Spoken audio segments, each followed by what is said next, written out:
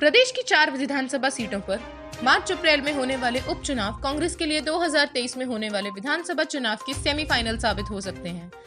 4 सीटों पर उपचुनाव 2023 के विधानसभा चुनाव पर तो असर डालेंगे ही साथ उपचुनावों में गहलोत सरकार के कामकाज की भी परीक्षा होगी।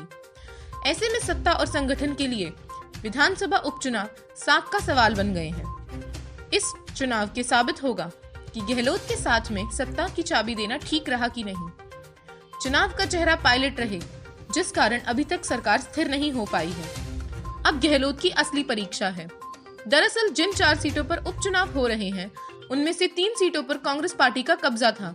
ऐसे में इन 3 सीटों पर पार्टी हर हाल में फिर से जीत दोहराने के साथ ही भाजपा के कब्जे में रही रजामंद सीट भी जीत सकती है। यही वजह है कि कांग्रेस ने सहाड़ा, सुजानगढ़ और वल्लभनगर में करीब 1 माह पूर्व ही जिला मंत्रियों, प्रभारियों के साथ ही चुनाव पर्यवेक्षकों को तैनात कर पूरी शिद्दत के साथ चुनाव तैयारियां करने का टास्क दिया था। माना जा रहा है कि 1 या 2 दिन के प्रदेश कांग्रेस के कार्यकारिणी और अग्रिम संगठनों के नेताओं की भी उपचुनाव में तैनाती को हो जाएगी। उपचुनाव वाले क्षेत्रों में तैनात किए गए प्रभारी मंत्री और पर्यवेक्षक सत्ता और संगठन को लगातार जमीनी फीडबैक से अवगत कराने के साथ जनता की नब्ज टटोलने का काम भी कर सकते हैं। साथ ही संभावित दावेदारों के नामों को लेकर भी स्थानीय नेताओं और कार्यकर्ताओं से रायशुमारी चल रही है।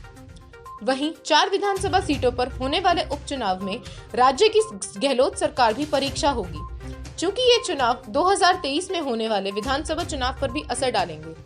इसके अलावा सरकार के कामकाज और योजनाओं से जनता में नाराजगी या फिर जनता सरकार की कामकाज से खुश है, इसका आकलन इन सीटों पर होने वाले चुनाव से तय होगा।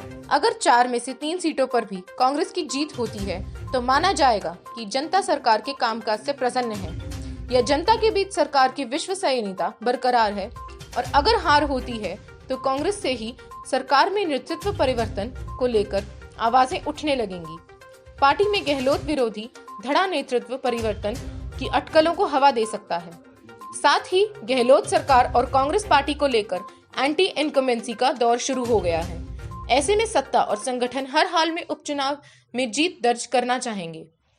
वहीं सूत्रों की माने तो विधानसभा उपचुनाव में कांग्रेस पार्टी दिग्गज नेताओं के पुत्रों को मैदान में उतारने के साथ ही कई नए चेहरों के नामों पर विचार कर रही है।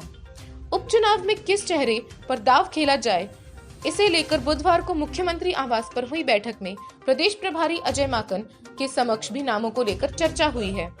जानकारों की माने तो मुख्यमंत्री अशोक गहलोत के पुत्र और आरसीए चेयरमैन वैभव गहलोत, विधानसभा अध्यक्ष सीपी जोशी के पुत्र हिमांशु जोशी, दिवंगत नेता मास्टर भंवरलाल मेघावल के पुत्र मनोज और दिवंगत गजेंद्र सिंह शेखावत की पत्नी या भाई को चुनाव मैदान में उतारे जाने की चर्चा है।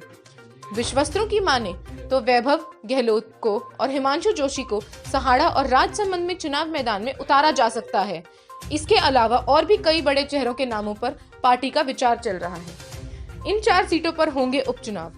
दरअसल मार्च अप्रैल में संभवित जिन 4 सीटों पर उपचुनाव होने हैं, उनमें सुजानगढ़, सहाड़ा, राजसमंद और वल्लभनगर हैं।